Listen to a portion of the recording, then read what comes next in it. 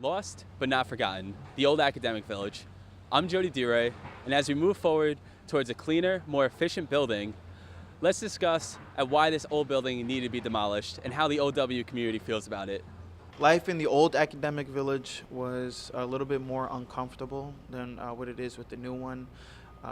It's more presentable. I feel like it's easier too to get to classes because the old academic village had a very like a maze. It was almost like a maze. It was dark, dirty, confusing. It took me about 15 minutes to get to my class the first day.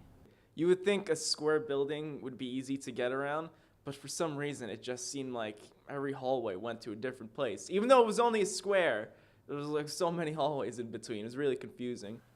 Fortunately, I was able to interview Professor Delgiudis, who was head of capital planning and a major influence on the development of the new academic building.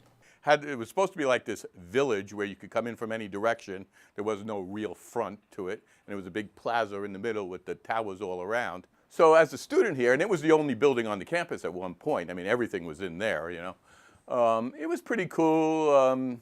We had May Day parties. We had a music department in those days. We'd have big parties with students, faculty, all involved.